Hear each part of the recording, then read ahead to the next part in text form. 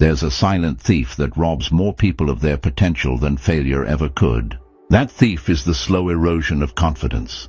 And the most dangerous part, it doesn't happen in a dramatic moment.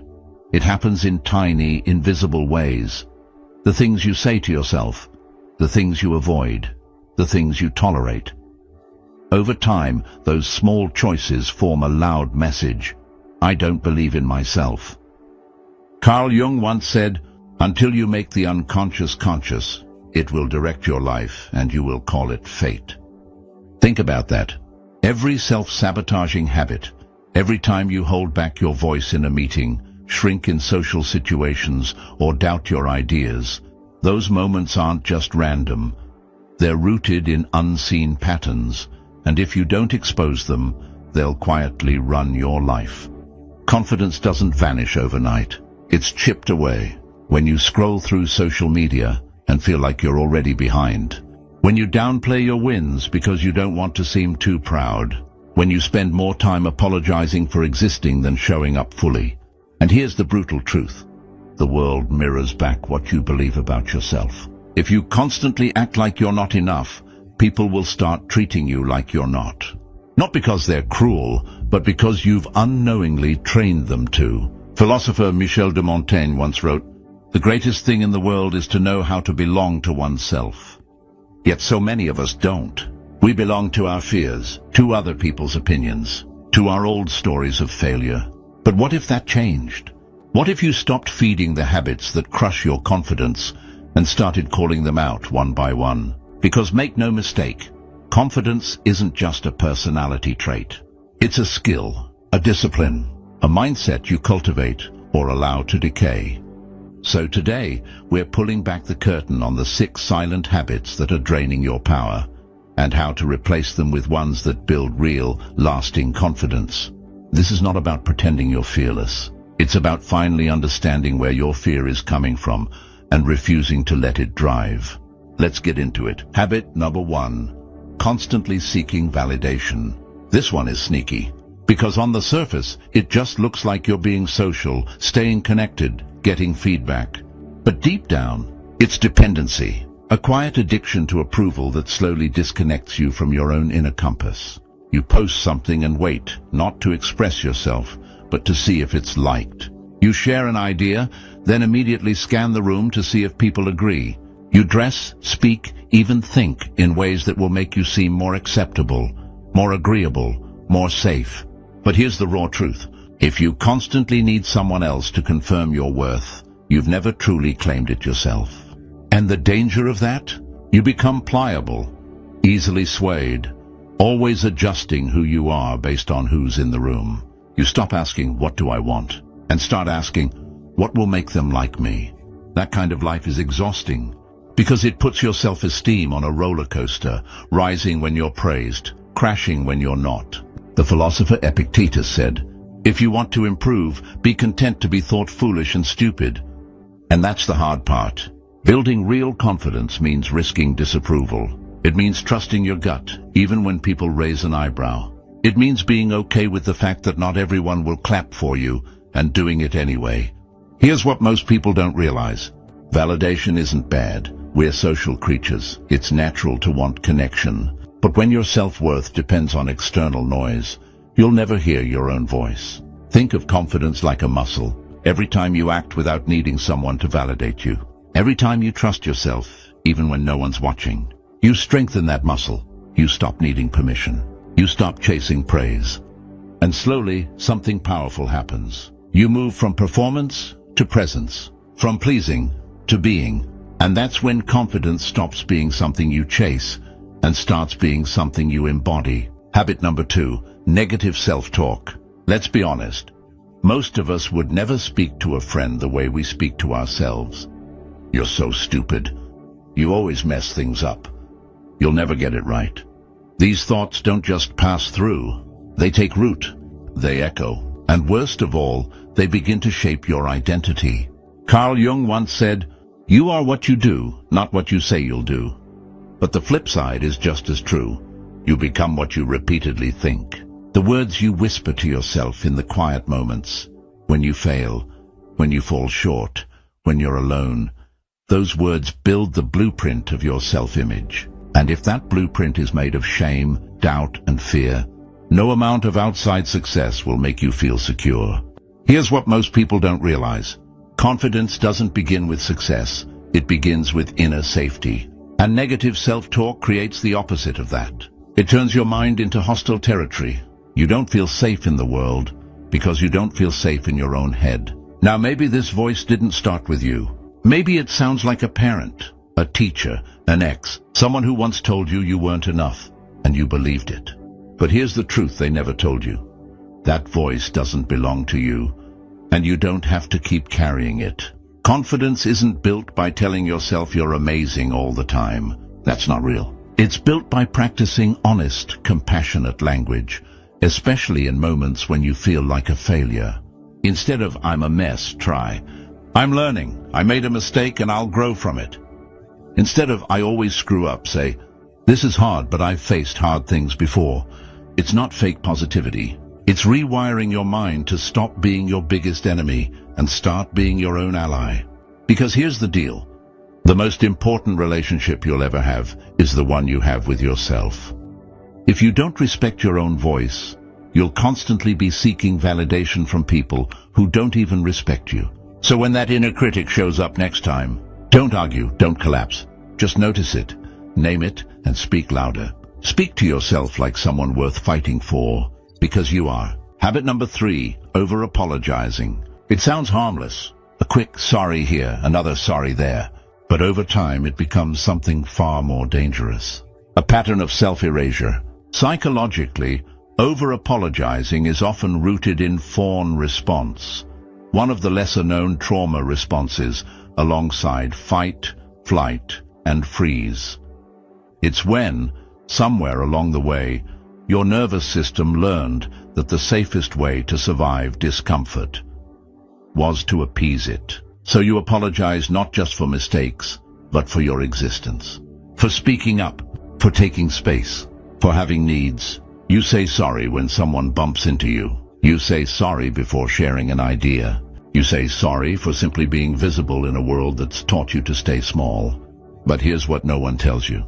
Every unnecessary apology chips away at your confidence, because each one sends the same subtle message to your brain. I must have done something wrong. And if you say that enough, you start to believe it. Carl Jung once wrote, "Shame is a soul-eating emotion," and that's exactly what chronic apologizing feeds. Shame. The belief that you're somehow inherently disruptive, that your presence is a problem to be managed, that your voice is a burden that must be softened, shrunk, or silenced. But let's be clear, confidence doesn't mean you're always right. It means you don't feel guilty for existing. There's a time and place for a genuine apology. When we harm, when we misstep, when we learn. But sorry shouldn't be your default setting. Clarity should be. Assertiveness should be. Self-respect should be. Instead of, "Sorry for talking so much," say, "Thanks for listening. I had a lot on my mind." Instead of, "Sorry for bothering you," try, "Is now a good time?" These are small shifts, but they create a massive psychological difference. Because you're no longer reinforcing guilt, you're reinforcing value. And the more you reinforce that value, the more the world begins to reflect it back. Because here's the truth. People treat you how you treat yourself. If you constantly apologize for existing, you teach others to question your presence. But if you stand firm, not rude, not defensive, just clear, you teach them something else. That your time matters, your words matter, and you matter. Confidence isn't volume. It's not about being loud. It's about the quiet, unwavering knowing that you have a right to be here. Habit number 4, procrastination. Most people think procrastination is just laziness. It's not. Procrastination is a defense mechanism. It's your nervous system trying to protect you from discomfort, from failure, from judgment, from even seeing your own potential, because that too can be terrifying. You don't delay because you're weak. You delay because somewhere inside a part of you believes, if I try and fail, it confirms I'm not enough. But if I never try, I can't be exposed. That's not laziness. That's fear masquerading as logic. And here's where it gets even more destructive. The longer you procrastinate, the more your mind turns that delay into identity. I guess I'm just not disciplined. I've always been like this. I work better under pressure anyway. But underneath those excuses is a more painful truth. You're not avoiding the task. You're avoiding the feelings the task brings up. Fear of imperfection. Fear of not measuring up. Fear of confronting how much power you actually hold and what might change if you stepped into it. Carl Jung once said, "The most terrifying thing is to accept oneself completely." And that's exactly what procrastination helps us avoid, by keeping us in a loop of delay, distraction, and just enough effort to look busy, but never enough to move forward. The danger? Every time you procrastinate, you reinforce a self-image of helplessness. And confidence cannot grow in a mind that believes it's powerless. So what's the shift? Not hustling harder. Not guilt-tripping yourself into productivity, but understanding the emotion beneath the delay. Ask yourself, what am I afraid this task will reveal about me? Am I afraid of being seen, judged, failing publicly? Because once you bring awareness to that fear, you strip it of its power. Then take one action. Not a perfect one, just a visible, intentional step. Confidence builds not by eliminating fear, but by proving to yourself that you can move through it. You don't have to feel ready. You just have to feel honest. Because here's the truth. Procrastination doesn't protect you. It imprisons you. It keeps you locked in a version of yourself that you've already outgrown. And the only way out is through the resistance, through the discomfort, through the exact thing you've been avoiding. Every time you choose progress over perfection, you reclaim a piece of your power. And slowly, day by day, confidence becomes not a feeling, but a habit. Habit number 5, comparison. Comparison is a silent killer. It doesn't show up like rage or despair. It shows up quietly, like a whisper in the back of your mind. Look at them. They're younger, smarter, more successful. You're already behind. And just like that, what used to feel like progress suddenly feels pathetic. The job promotion, not enough. The body you worked so hard for, still lacking. The dream you were building, pointless because someone else already did it better. But here's what comparison really is. It's a distortion of reality. You're comparing your behind the scenes to someone else's highlight reel. Your internal doubts to their external polish. Your real, messy, complicated path to a curated snapshot taken out of context. And yet your brain believes it. Why? Because comparison plays on a primitive fear, the fear of exclusion. In early human tribes, to be left behind meant death. So your brain still sees being less than as a threat to survival. That's why it feels so personal, so urgent, so devastating. Even when you logically know it's irrational, emotionally it hurts. But here's the problem. The more you compare, the more disconnected you become from yourself. You start to move not from inspiration but imitation, not from purpose but pressure. And worst of all, you start resenting people who've done nothing wrong, just because their success reflects your unhealed insecurity. As philosopher Søren Kierkegaard said, the deepest form of despair is to be someone other than yourself. And that's what constant comparison does. It slowly replaces your values with theirs, your timeline with theirs, your truth with the noise of 1,000 strangers you don't even really know. But here's the truth no one talks about. You can't compare your growth when you were planted in different soil. You have a different story, a different nervous system, a different set of obstacles that no one sees. And still, you're here, still trying, still growing. That matters. So how do you break free? It begins with radical presence. Every time the urge to compare creeps in, pause. Ask yourself, what am I really feeling? What part of me feels unseen or unloved or not enough right now? Because comparison isn't about them. It's about what you think you're missing. Once you see that clearly, the power begins to fade.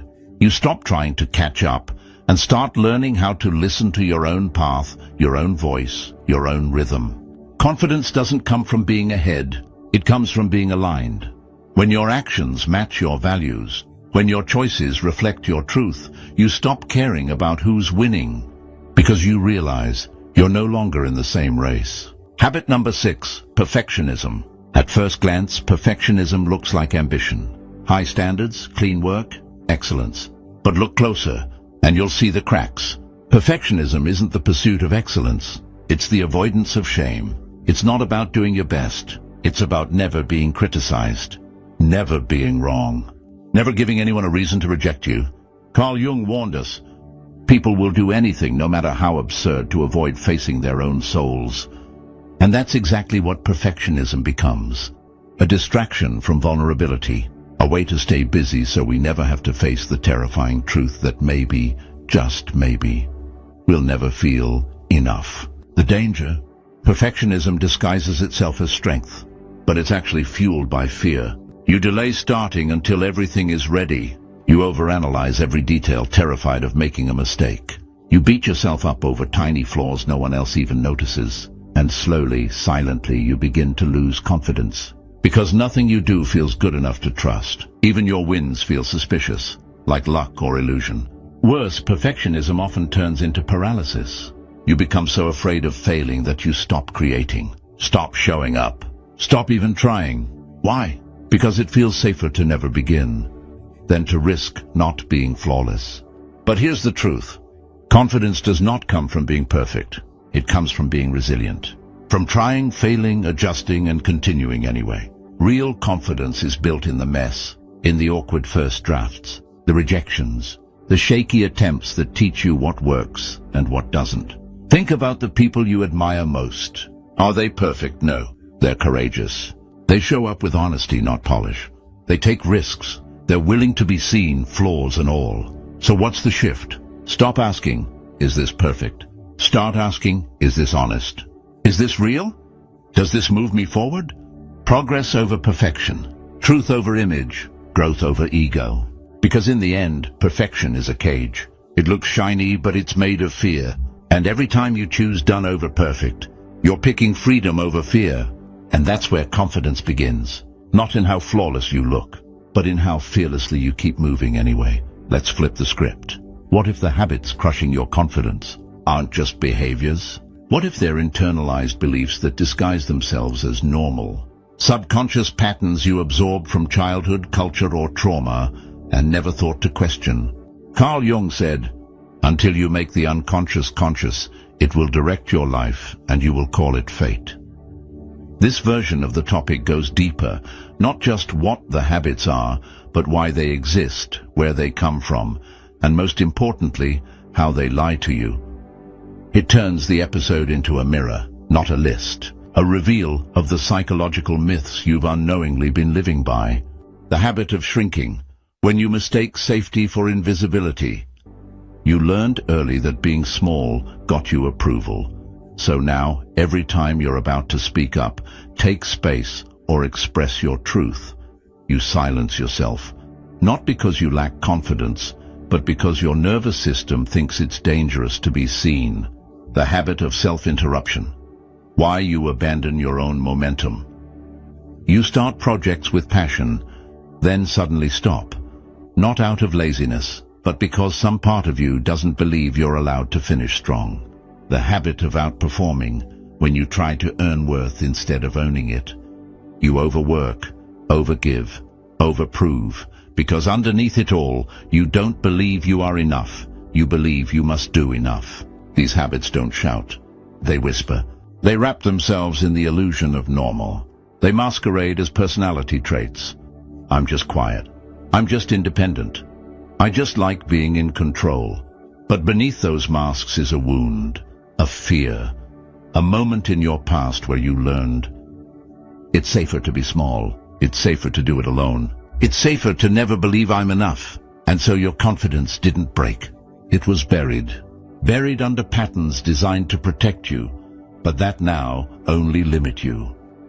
But here's what most people don't understand. Confidence isn't a performance. It's not volume. It's not dominance. It's not the absence of fear. True confidence is permission. Permission to take up space. Permission to feel everything. Permission to not know and still move forward. Permission to exist without apology or over-explanation. Carl Jung once said, "The privilege of a lifetime is to become who you truly are." And that's what this work is about.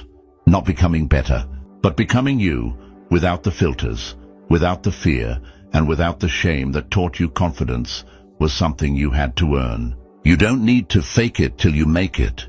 You need to feel it until you free it.